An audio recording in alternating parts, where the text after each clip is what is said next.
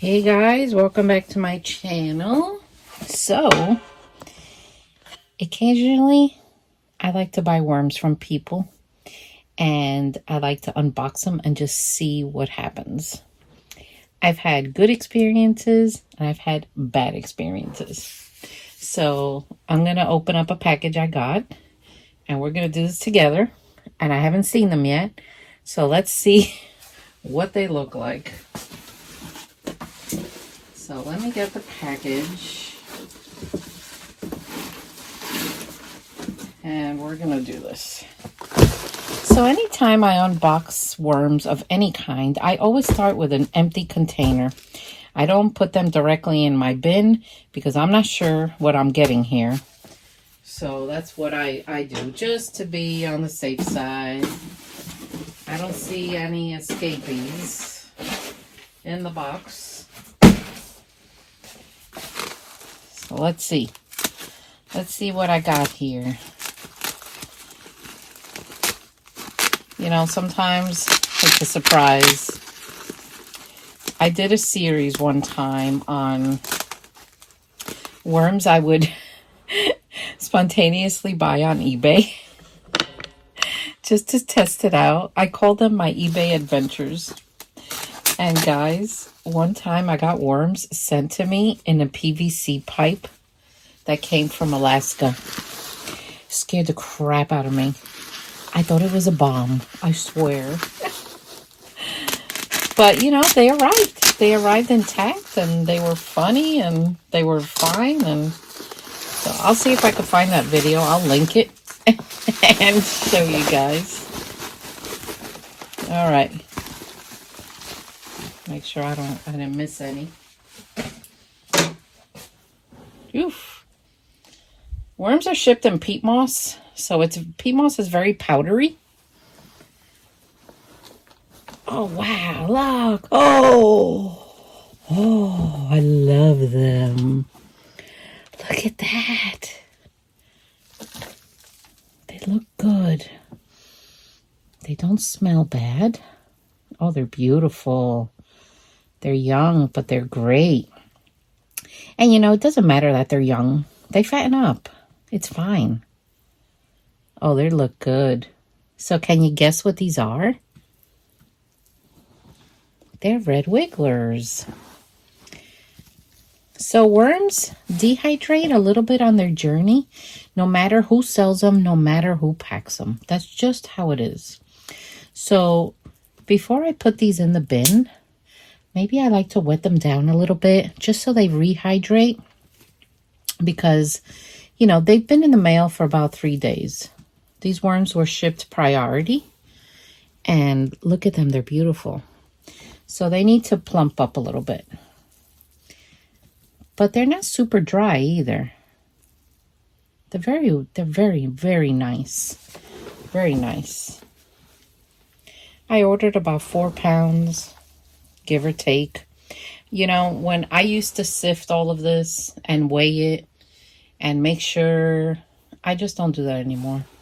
I can tell by looking at it that I got everything I ordered. Absolutely. And they look really good. So if the person who I bought these from is watching, thank you. Not sure if they do, but they look really good. So look at them. So just gonna mix them a little bit and then I'm gonna get water and I'm gonna show you what I do next. Now I just got these. I made sure that today I wasn't going anywhere. So let me go get the water. So peat moss, sometimes we'll do this. See that? It just sits on the surface. Peat moss, you have to kind of help it a little bit. So I gently massage them. And this is mosquito dunk water. It's water that's been infused with mosquito dunks just to help with any flying insects that I might have in here. Not in the worms in the room. Oh my gosh, look at them. I love the feeling. They're slimy. I'm definitely going to need more water. You can tell though, once you start wetting them, they start like really getting active. All right. So we're going to massage this in. So after I wet them down, I'll leave them here overnight. I'll cover them with a piece of newspaper or even a soaked cardboard box. Balance this out a little bit. And then tomorrow, I'll put them in my bin, and I'll surface feed them. But they just got here, so I'm not gonna bug them too much. Let me see, because the last thing I want, look, there's still water pooling down here. See all the powder? The last thing I want is to upset them too much, and then they'll run. African night crawlers are notorious for that. They are. They're like brats. Oh my gosh, I love them, but they're bratty.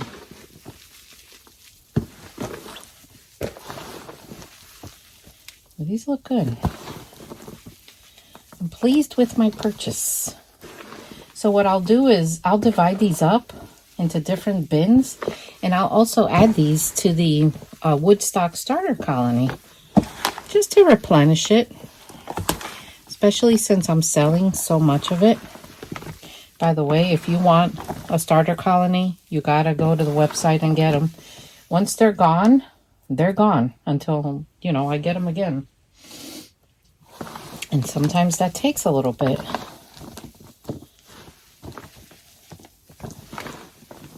So gently rub them in. Red wigglers are very forgiving when you do this. They are.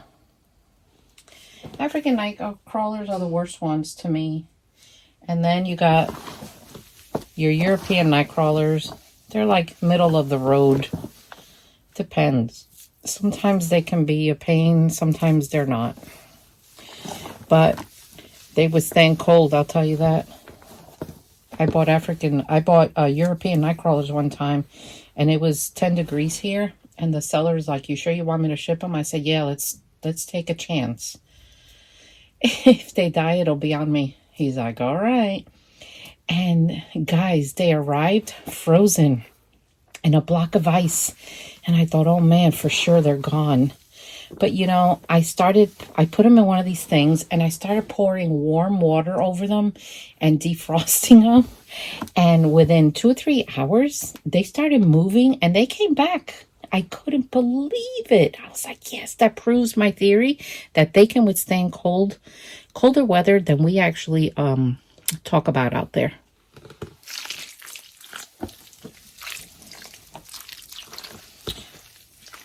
All right. I think this is good. They're nice and wet now. All the water's been absorbed. You can see them. They're doing great. So now I'm gonna leave them alone. I'm gonna wait for them to go down. Just spread this out. Of course, there's always a few stuck to me here. And let's watch them go down.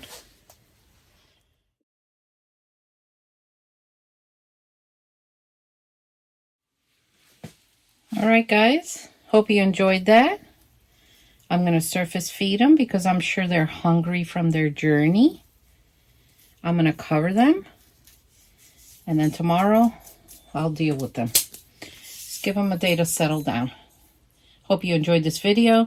Give me the thumbs up. Go to the website, thegardenandwormlady.com. You could get worms there. And share with family and friends. Press that subscribe button. And I'll see you all next time. Take care.